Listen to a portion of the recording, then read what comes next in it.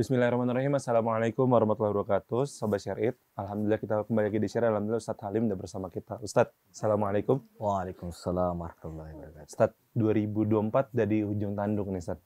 Ujung tanduk apa tuh? Maksudnya udah mau selesai. Oh, Kan udah bulan Desember, abis itu nggak ada 2024 segmen 1 dan nah, Ustadz, ada dua hal yang commonly dilakukan oleh orang Ustadz. Satu ada yang pesta tahun baru, satu ada muhasabah, Ustadz. Nah, sebenarnya muhasabah tuh seperti apa sih, Ustadz? Jadi sebetulnya perintah kita untuk berzikir dan muhasabah itu setiap saat. Kemudian Nabi menyarankan kita sebelum tidur kita bermuhasabah, ya kan? Setelah sholat bermuhasabah, berzikir kepada Allah. Itu artinya prosesi muhasabah dari misalnya bangun tidur berbeda dengan muhasabah saat misalnya sebelum sholat atau setelah sholat. Gitu. Itu artinya pada kegiatan kita yang berbeda, cara bermuhasabah, cara berzikir, maka berbeda-beda.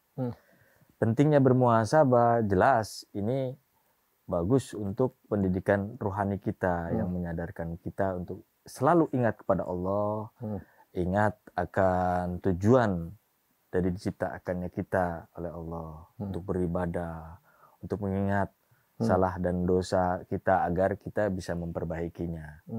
Nah, tradisi muhasabah yang dilakukan oleh Rasul dan para sahabatnya di masa itu, misalnya di sebelum prosesi sebelum kita tidur, itu kan rangkaian doa sebelum tidur yang diajarkan baginda Nabi Rasulullah SAW, dipraktikkan pada sahabat, itu kan rangkaiannya banyak.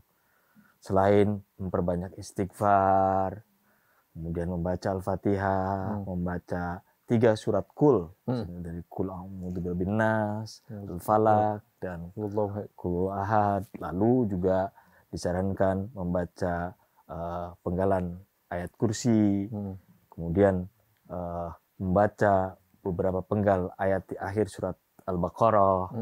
Itu kan berarti agar prosesi tidur kita betul-betul menjadi healing, menjadi muhasabah bagi diri yang mengingatkan kesadaran kita kepada Allah, yang merupakan bentuk penghambaan kita ketika kita mau tidur itu melepas, menyerahkan diri kepada Allah. Jadi menyerahkan diri berislam bukan hanya pada saat sholat, tapi juga pada saat sebelum tidur ada prosesi berserah diri kepada Allah. Nah, tradisi ini bagus. Nah, tadi menyindir masalah tentang muhasabah tahun baru. Pertanyaannya mungkin kan tahun baru Hijriah sama Masehi berbeda. Nah, ini menarik nih. Jadi memang tradisi atau hadis atau sunnah yang diajarkan, yang terekam dalam kitab Imam Asyuyuti, lalu ada dalam hadis Imam Bukhari dan Tirmizi, Rasulullah mengajarkan dan mempraktekkan, dan sahabat mempraktekkan doa pada akhir tahun, yaitu tahun Hijriah. Gitu. Jadi ada doa yang diajarkan Nabi yang terekam dalam kitab Sahih Bukhari, lalu juga di Sunan At-Tirmizi, lalu di Asyuyuti juga begitukan. Tapi pertanyaannya adalah bagaimana kalau prosesi itu, rangkaian doa akhir tahun itu ada pada akhir sanah miladiah atau tahun baru Masehi? Kalau menurut saya malah bagus. Begini logikanya ya. Pada tahun Hijriah yang diterapkan di Jazirah Arab, Jazirah Arab menggunakan kalender Hijriah, maka mereka tutup bukunya laporan pertanggungjawaban ya di akhir Hijriah, karena mereka menggunakan kalender Hijriah. Nah, Indonesia kita, MNC, semuanya menggunakan kalender Masehi, tahun baru nasionalnya Masehi. Tutup bukunya kapan? Hijriah atau Masehi? Masehi. Nah, kan jadi lucu ketika tahun baru ini kita rayakan di Hijriah, lalu prosesi tutup buku buat pekerjaan, laporan pertanggungjawaban, bahkan nanti rapat kerja dimulai juga Januari, bukan di awal Muharram. Bagus kalau itu dilakukan doa dan muhasabah yang menjadi perenungan bagi pekerja, bagi kita masyarakat yang menggunakan kalender itu. Makanya sebetulnya dalam sejarahnya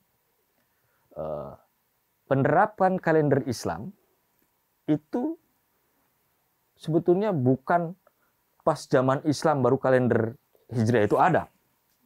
Jadi nama hari, nama bulan dalam kalender Hijriah itu dipakai oleh masyarakat Arab sebelum kedatangan Islam, sebelum Nabi berdakwah. Jadi bahkan istilah hari, nama-nama hari dalam bahasa Smith, Suryani dan ini masih kata Isnen, Selasa, Arbi'a, kan Ahad, Ahad itu dikenal.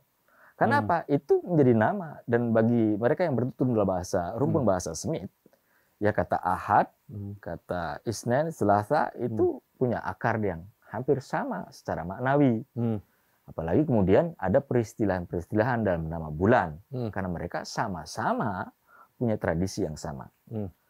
Nabi tidak menghapus dengan nama baru, kalendernya baru. Nah, yang menjadi perbedaan adalah sistem penanggalan yang menjadi awal tonggak pertama kali kita menjadikan itu sebagai kalender Islam. Itu masa sahabat, masa Utsman bin Affan, di mana mereka sudah ada manajemen, sudah ada laporan pertanggungjawaban, ada Baitul Mal untuk mencatatkan sebuah naskah, untuk mencatatkan sebuah laporan pertanggungjawaban, menulis zakat, kan harus ada periode. Nah, baru kemudian mereka menentukan awal tahunnya kapan ini. Nah, ada yang mengusulkan awal mula Nabi lahir, ada yang Isra Mi'raj, hingga akhirnya awal mula hijrah. Jadi penetapan itu setelah hijrah itu berlangsung, itu hanya penempatan tanggal. Oke. Maka kemudian kalau kita melihat penyebaran agama Islam ke seluruh dunia, kalau kita kekeh ngotot tetap harus pakai hijriah, Islam menjadi tidak relevan. Islam menjadi tidak diterima oleh semua kalangan dari jazirah dan kawasan yang berbeda. Misalnya dengan sistem penanggalan di Nusantara, di Eropa, di Amerika kan beda. Bahkan sampai waktu sholat pun, waktu sholat berbeda di negara-negara Skandinavia. Gitu. Apa kemudian kita samakan? Nggak bisa, karena durasi waktu siang dan malam berbeda. Tapi tidak berubah hal-hal yang sangat esensialnya, misalnya jumlah sholatnya tetap 17 rakaat sehari, kemudian ada zuhur, asar, maghrib. Nah, dalam konteks ini penjelasan kita bahwa kita pasti dibolehkan untuk berzikir dan muhasabah di akhir tahun sebagai penguatan ruhani kita untuk menghadapi tahun baru, punya ancang-ancang, punya program, sekaligus bersyukur dan bermuhasabah atas apa yang sudah kita lakukan. Kan bagus jadinya. Gitu, Pak. Kalau Pak Ustadz. Aduh, Habib. Jangan gitu dong. Nah, Ustadz, tapi kan untuk especially tahun baru ya, Ustadz, banyak saudara kita maupun banyak orang yang kalau misalnya ada kajian muhasabah untuk akhir tahun pasti kan ada yang wah ini nggak sesuai ajaran Islam dan segala macamnya, dan ada yang sampai kan itu bukan hal-hal esensial buat didebatkan nih, Ustadz. Nah, itu kita harus gimana, Ustadz? Apakah tetap gas nih atau majelis taklim yang melakukan tugas atau nggak usah? Kalau dalam perspektif dakwah sebetulnya itu keren sekali. Mengajak orang kaula muda yang dengan kehidupan glamor, budaya hedonistik dan kemudian materialisme yang demikian dahsyatnya. Mereka merayakan tahun baru dengan hura-hura, dengan petasan, dengan kembang api yang nilainya ratusan miliar mungkin, dengan mabuk lah mungkin ya di area pariwisata. Lalu kita punya strategi dakwah mengajak orang bermuhasabah, berzikiran akhir tahun, kumpul, buat family gathering, perusahaan-perusahaan bikin acara, itu kan keren banget itu. di mana bid'ahnya, di mana pelanggarannya. Itu malah bagus bagi apa dalam bahasa Indramayu corporate culture ya. Oh iya, siap. Keren banget. Berarti ternyata perusahaan bukan hanya bicara angka. Perusahaan tidak hanya bicara tentang keuntungan. Perusahaan tidak hanya bicara untuk kesejahteraan yang sifatnya materialistik, tapi perusahaan justru memberi ruang bagi pendidikan ruhani para karyawannya agar sama-sama mendoakan untuk kesejahteraan karyawan dan kesejahteraan pemilik perusahaan. Keren kan? Keren. Itu berarti ibaratnya ada dua mata pisau berbeda ya, Ustadz ya. Sebenarnya ya harus lihat secara, kalau Ustadz bilangnya semuanya. Iya, secara holistik. Melihat. Jadi kita juga bisa mengkiaskan tadi. Jadi dikiaskan bahwa ini penghitungan kalender kerjanya berbeda. Masalah libur tanggalnya juga berbeda. Bahkan mungkin kalender akademik juga perbedaannya menggunakan Masehi, bukan Hijriah. Bagaimanapun juga kita harus ngikutin itu. Nah, tapi nanti terlepas dari ucapan saya tadi, bukan berarti kemudian menafikan, melarang kita melakukan prosesi perayaan 1 Muharram. Tidak, itu beda lagi kan. Jadi akhirnya liburnya banyak kan. Libur di 1 Muharram dan libur di 1 Masehi Januari. Jadi secara garis besar itu sebenarnya sah saja, Ustaz ya. Untuk ini mungkin konteks perayaannya tidak seperti orang pada umumnya yang bakar petasan, yang hura-hura, tapi sebenarnya beberapa saudara kita di majelis taklim atau komunitas buat perayaan ini tuh sebenarnya untuk wasilah dakwah juga sebenarnya. Daripada teman-teman begajulan atau lakukan maksiat, mendingan yuk muhasabah. Nah, Ustaz, kalau Rasul sendiri muhasabah seperti apa, Ustaz? Nah, itu tadi saya bilang. Ungkapan dari hadis riwayat Muslim, Bukhari sama Tirmizi sampai beliau mencontohkan salah satu doa di akhir tahun. Itu kan berarti beliau perintahkan dan nyuruh kasih contoh. Lalu di hadis-hadis yang lain terekam bukan hanya 1-2 tentang muhasabah dan zikir itu setiap waktu. Anjuran untuk kita berdoa sebelum tidur, kita muhasabah, merenung, itu perintah dan praktek yang memang dijalankan. Lalu juga para sahabat melakukan hal itu ketika beliau sudah wafat. Tapi dari zaman ke zaman kita ngelihat struktur masyarakat di Arab, berkembangnya Islam dari zaman ke zaman yang berbeda, struktur ekonomi, sosial masyarakat, politiknya berbeda, dengan modernisme semakin berkembang. Maka kalau kita hanya melihat teks hadis saja tanpa memahami secara kontekstual, nah Islam nanti nggak bisa diterima oleh kaula muda. Gitu. Kalau urusan tadi hura-hura yang melanggar, pemerintah Indonesia pun melarang petasan. Nggak usah bicara hukum Islam ya. Pemerintah Indonesia, undang-undang kita nggak boleh mabuk-mabukan mengganggu ketertiban masyarakat. Nggak usah pakai hukum Islam dah ente. Pakai hukum Indonesia juga nggak boleh tahun baru sampai ke sana. Tapi perayaan, hiburan, kita ikut hiburan, ikut ke puncak, pergi ke Ancol, boleh-boleh aja. Gitu, yang nggak boleh kan maboknya. Kemudian malah lupa sholat gara begadang, lupa sholat gara-gara begadang dan lain sebagainya, itu yang salah. Tapi kalau kita berhimpun dalam satu waktu, berjamaah, merenung ke dalam, introspeksi diri, bermuhasabah atas pekerjaan yang kita lakukan 1 tahun, merenung agar kita bisa melakukan perubahan, perbaikan, baik buat diri sendiri, buat sesama keluarga, teman kerja, bagi perusahaan, itu kan bagus banget, bagus banget. Tiap hari kita ketemu, tiap hari kita bekerja sama dengan sama-sama karyawan. Tiap hari mungkin ada salah, ada khilaf. Bagi manajemen juga, kalau persoalan ruhani dan masalah psikologi karyawan bikin kacau, bikin stres, depresi, gara-gara pergaulan, hal-hal yang tidak menarik, itu juga susah. Healingnya kapan? Nah, kan gitu. Ya healingnya ya sekaligus kita lakukan ibadah, prosesi pas muhasabah di akhir tahun, bikin family gathering, habis itu kumpul bareng-bareng, makan-makan, nah, habis itu kita bermuhasabah, introspeksi diri, merenung, melihat proyeksi jangka pendek, jangka menengah, jangka panjang, menyusun rapat kerja, wah kan asik juga itu. Belum. Dan malah justru hikmahnya lebih banyak ya Ustaz ya. Betul. Nah Ustaz, efek muhasabah ke diri dari sudut pandang bukan yang terlihat tuh apa Ustaz? Jadi begini.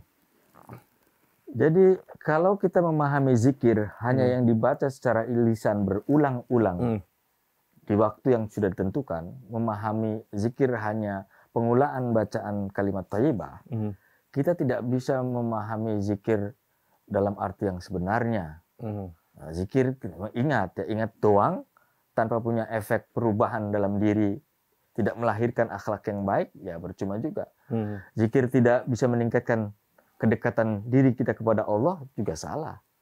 Maka zikir dipahami beragam. Ada yang fungsinya untuk merenung ke dalam, bermuhasabah dengan pikiran kita.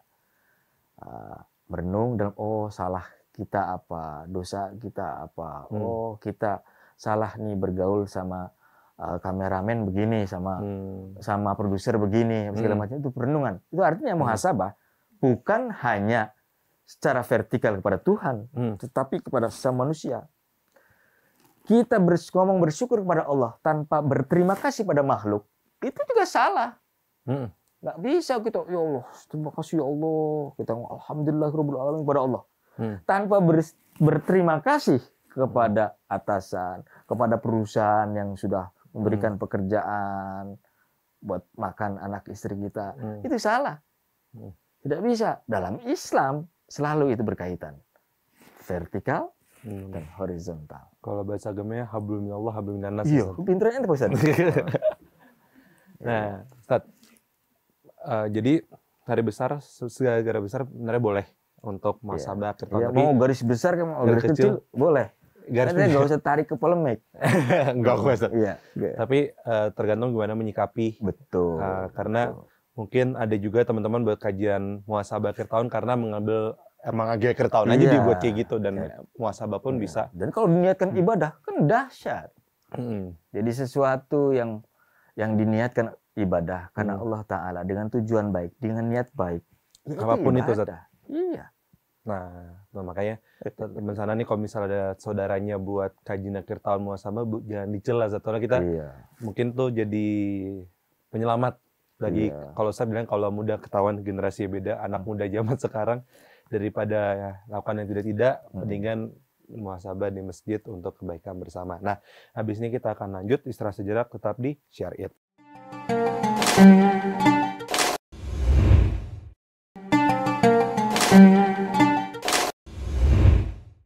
Sobat Muslim di rumah, alhamdulillah kita bersama-sama insya Allah sebentar lagi akan muhasabah akhir tahun, dan Sobat Muslim bisa ikutan. Semoga di tahun 2025 menjadi insan yang lebih baik. Ustaz, amin, amin ya rabbal alamin. Ya, kita berkumpul di sini untuk bermuhasabah, ya, untuk merenung secara mendalam tentang apa yang sudah kita kerjakan selama 1 tahun ini. Ini penting buat menahan rohani kita. Kadang kita salah dan hilaf gitu. Lalu juga menjadi trigger buat kita untuk berdoa dan bermunajat untuk hal yang lebih baik di 2025 gitu. Jadi saya pandu supaya memudahkan. Ini metode yang biasa ketika saya melakukan healing, zikir bersama dengan kawan-kawan pang dan jalanan. Jadi ini bukan cara yang susah, tinggal kita bisa berzikir secara mendalam, memaknainya, menghayatinya. Caranya bagaimana? Duduk dengan sikap yang tenang, damai, tarik nafas, ya, tarik nafas yang teratur. Ayo dalam hati beristighfar.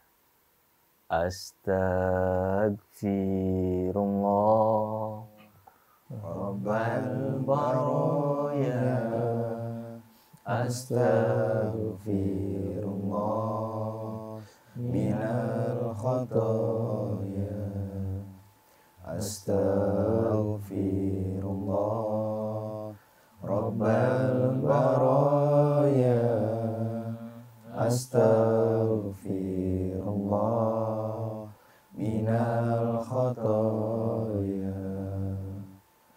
Rabbi zidani ilman nafi'an wa wafiqni amalan maqbulan wa habli rizqan wasi'an wa tub alayya taubatan nasuhan wa tub alayya taubatan nasuhan. Astaghfirullah Rabbal baraya, astaghfirullah minal khotoya. Rasakan di hati, beristighfar. Jangan hanya di lisan. Ikutin iramanya. Secara batin, kita memohon ampun kepada Allah, Zat yang Maha Pengampun, Zat yang Maha Pemaaf. Selama ini dosa dan kesalahan kita selalu ditutupi oleh Allah. Tapi berkali-kali kita selalu membuka aib dan dosa kita. Amalan maqbulan wa habli rizqan wasi'an wa tub alayya taubatan nasuhan wa tub alayya taubatan nasuhan. Astaghfirullah Rabbal baraya, astaghfirullah minal khotoya. Getarkan batinmu beristighfar.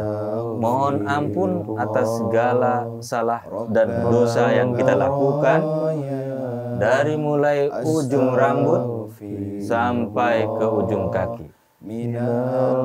Mari merenung ke dalam, bermuhasabah. Mohon ampun atas kejahatan dan kesalahan pandangan mata kita. Mohon ampun atas segala salah telinga dan pendengaran kita. Mohon ampun atas segala salah dan dosa yang pernah kita lakukan dari lisan dan mulut kita.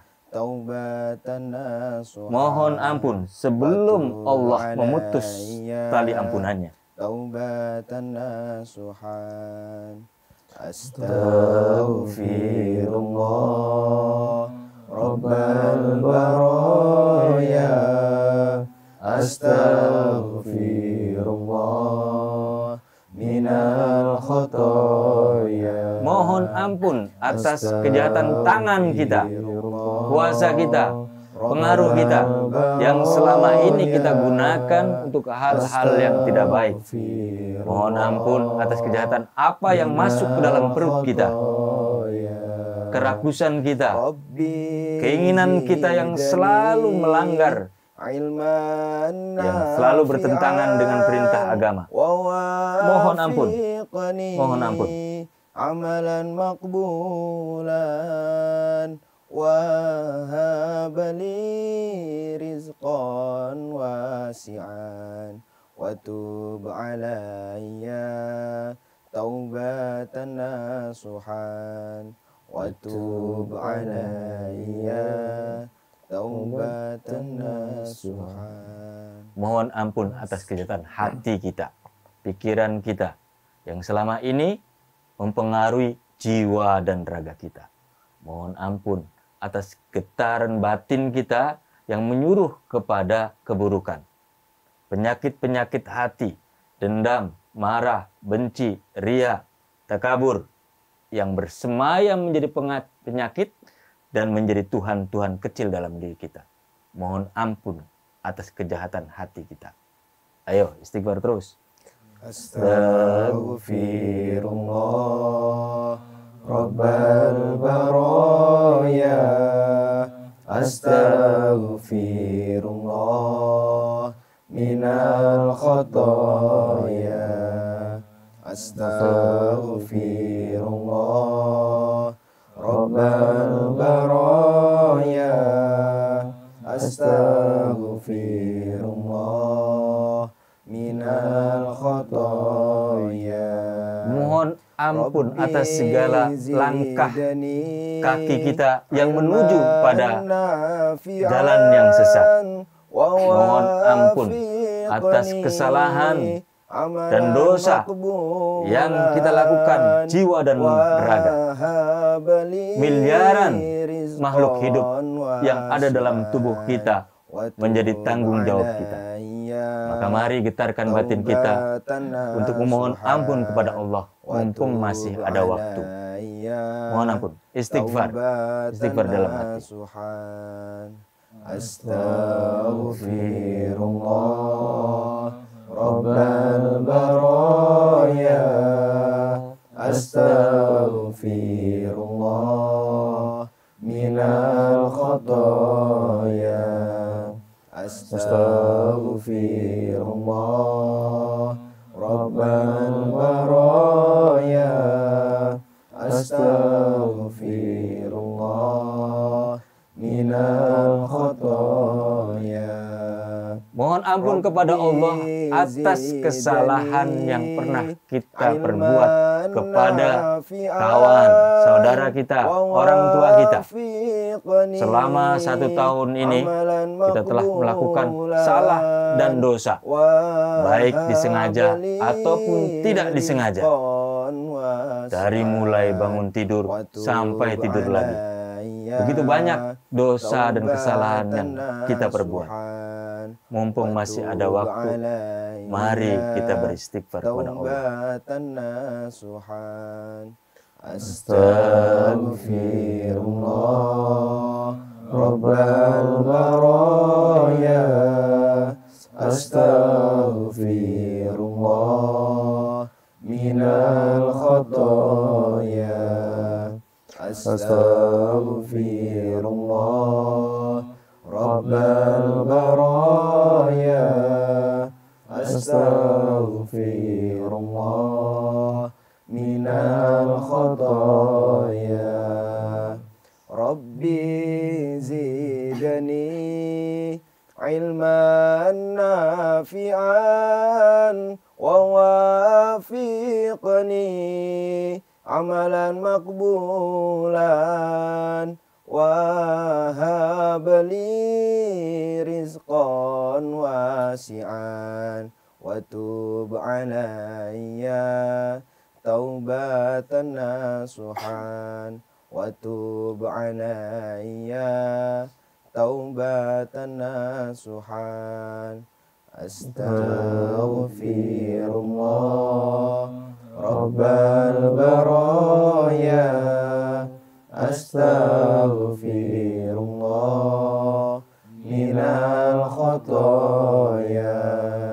Astaghfirullah Rabbal baraya. Astaghfirullah minal khotoya. Rabbi zidni ilman nafi'an wa wafiqni amalan makbulan wa habli rizqan wasi'an wa tub alayya taubatan nasuhan wa tub alayya taubatan nasuhan. Astaghfirullah Rabbal baraya. Astaghfirullah minal khotoya. Astaghfirullah Rabbal baraya. Astaghfirullah minal khotoya. Mohon ampun kepada Allah, Zat yang Maha Pengampun. Mari kita getarkan di batin Mohon ampun kepada Allah atas segala salah dan dosa kita. Setiap hari, setiap minggu, setiap bulan, berulang-ulang kita lakukan kesalahan kita.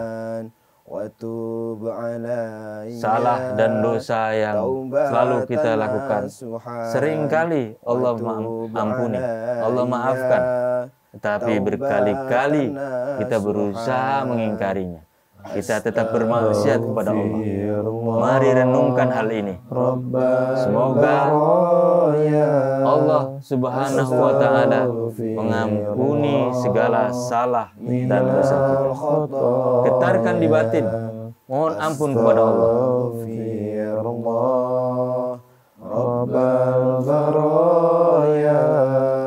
Astaghfirullah minal khataya.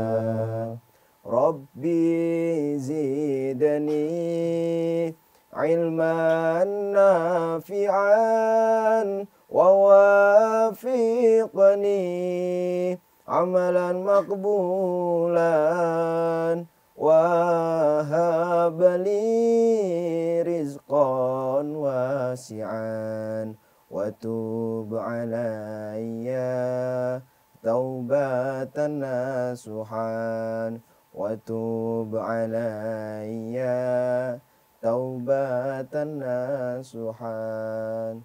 Astaghfirullah Rabbal baraya. Astaghfirullah minal khataya. Astaghfirullah Rabbal baraya. Astaghfirullah minal khataya. Rabbi zidni ilman nafi'an wa wafiqni amalan maqbulan wa habli rizqan wasi'an wa tub alayya taubatan nasuhan wa tub alayya taubatan nasuhan. Astaghfirullah Rabbal baraya. Astaghfirullah minal khataya. Astaghfirullah Rabbal baraya. Astaghfirullah minal khataya. Rabbi zidni ilman nafi'an wa wafiqni amalan maqbulan wa habli rizqan wasi'an wa tub alayya taubatan nasuhan wa tub alayya taubatan nasuhan. Astaghfirullah Rabbal baraya. Astaghfirullah minal khataya. Getarkan di batinmu, rasakan kehadiran Allah dalam dirimu, Zat yang maha dekat, yang lebih dekat daripada urat nadimu. Bisikkan secara lirih dengan batin yang paling dalam, mohon ampun atas segala salah dan dosa.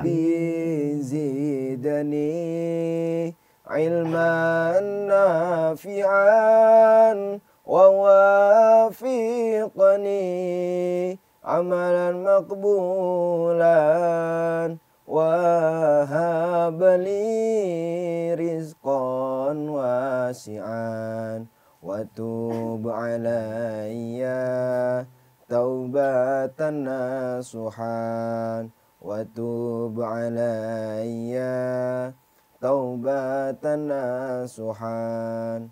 Astaghfirullah Rabbal baraya, astaghfirullah minal khotoya, astaghfirullah Rabbal baraya, astaghfirullah minal khotoya.